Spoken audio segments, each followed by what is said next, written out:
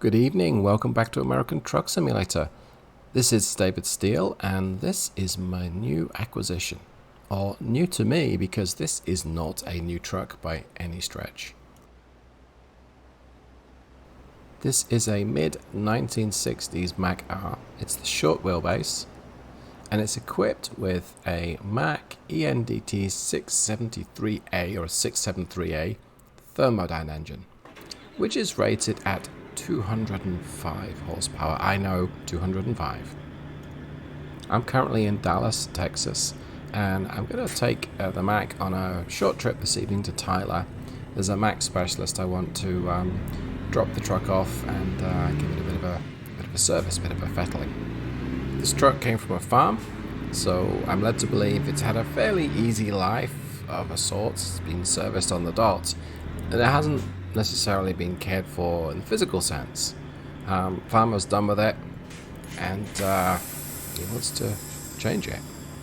So I'm going to top off the tanks with diesel. Let's use the external console view thing. Alright, let's give it some fuel.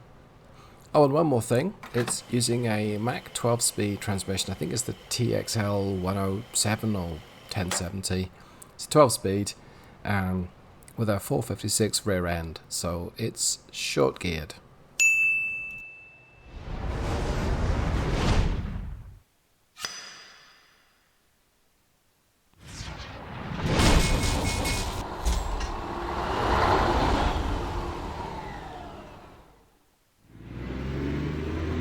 Okay, that's got some fuel. Let's get on the road and head to Tyler. The weather's looking a little grim this evening, and I'd like to get there before it gets dark and before it rains or storms, because this is Texas. This is my first trip bobtail with this truck. I think about 150 miles on it. When I got the machine, I stuck on the tablet, combined truck information and map. That's very useful if you don't have a shifter, I should say.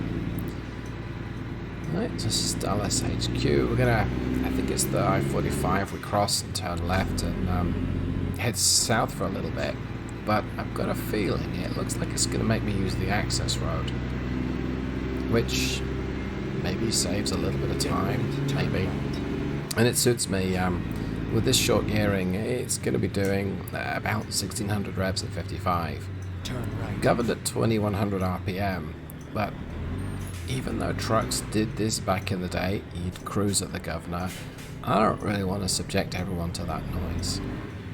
Anyway, let's get on the highway and or access road and see how things go.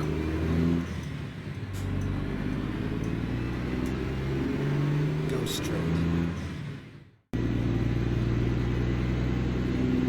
Well, I was right. It wants me to use the access road.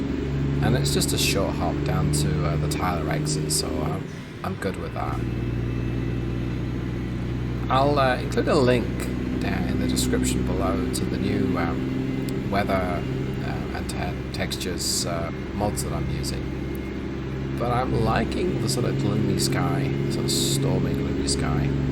That does look good. And it's kind of accurate. The weather in Texas is very chilly.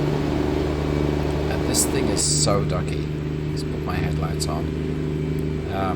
This little short wheelbase Mack is going to be supremely agile, which is fine, I suppose. It's just perfect for taking cows and sheep to the market, I guess. Well, yeah, it's about 1600 revs at 55, and do we have a stop? Yes, we do. We have a stop sign up here, so block shifting this as much as I can. I skip a gear on the way up and down. When there's nothing behind me, that's absolutely fine. Go straight. In fact, when there's nothing behind me, it's very flexible once I'm in top gear.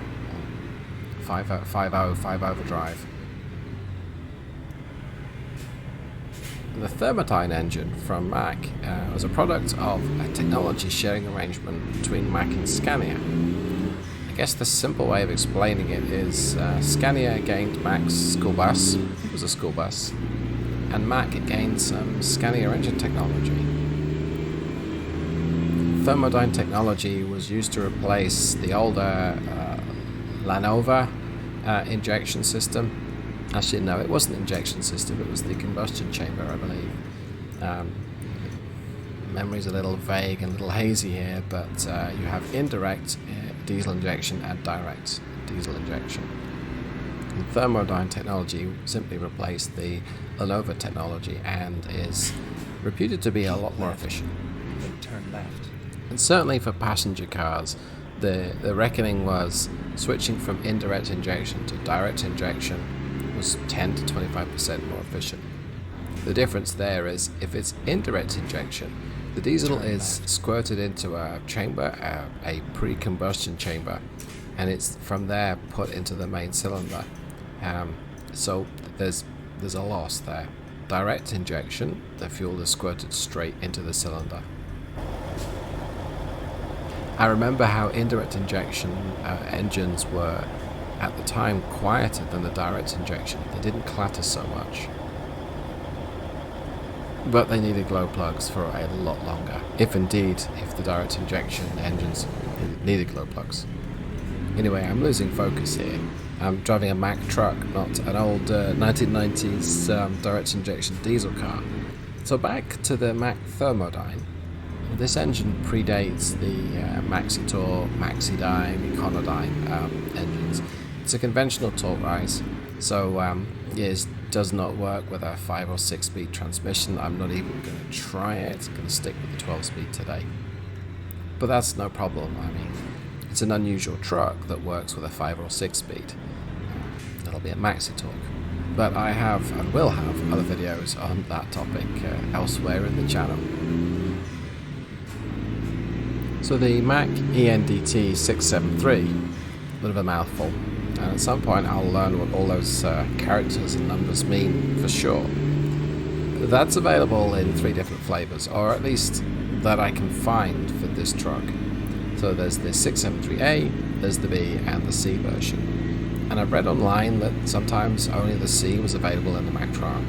Well, I'm using the A, and that has 205 horsepower and 560 pound-foot of torque. So not exactly a powerful engine. The B has 225 horsepower and the C has 250 horsepower. I think the C is 700 or 701 foot-pounds of torque. If you're a long-term follower of the channel, you can probably guess that I'm testing an engine model here, and yes indeed I am.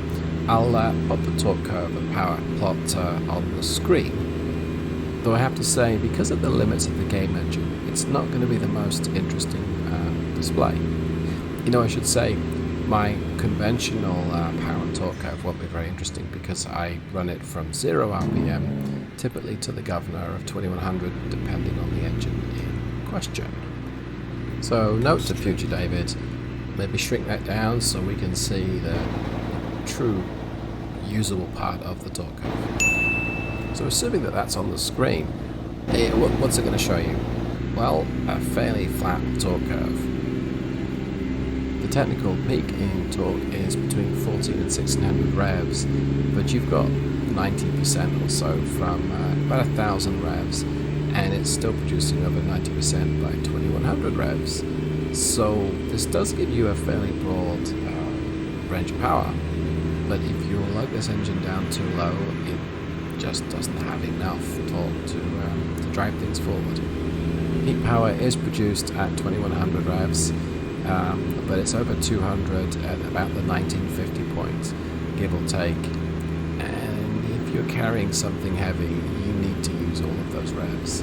Now, driving at bobtail, I'm typically changing up about the 1600 rev point, maybe a few more revs depending if I'm block shifting, and it's doing okay. I think it's 150 horsepower at the 1400 rev point, give or take. So, yes, it's not got that much power, but it does okay given the short gearing and the fairly small lightweight truck. You'd not really want to be moving a 90,000 pound heavy bulldozer with this. At least, not unless you want to schedule your arrival with a few weeks to go. Now, I have rather gotten off topic here, but I suppose that's part of the point. I've just been merrily cruising along and enjoying the the drive. So will the Thermodyne engines make it to the Steel Productions Mack engine pack? Shameless plug. I guess maybe. They are, for me at least, they're interesting, and right now they're using the standard Haven Kriechbaum Mack E6. They're just not very powerful. Even the 250 model is just going to keep you waiting. But if you like a challenge, then maybe. And I guess just hit me up in the comments down below. Let me know if you want to see this added to the engine pack. But other than that, I mean, it is losing speed going up gradients, and this is one of the shortest geared trucks I've driven. But maybe it needs to go shorter. If you've driven one of these in the past, let me know what the configuration was like. Plus, I'm enjoying what this game looks like right now. In fact, I've got the sunlight catching the dashboard, the sun's behind me, the sky in front of me is grey. Yeah, it's beautiful. Well, I'm almost at my max specialist here on the corner. In fact, I am pretty much here. Let me go ahead and pull in. That didn't upset the truck behind me too much. There we go. And definitely getting used to you know, the whole manual shifting again.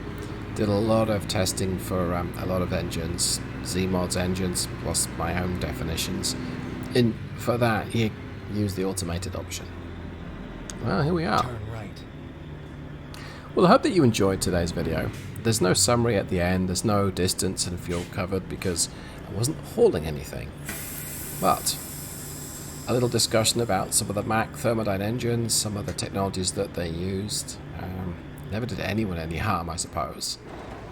And look at this cute little fella.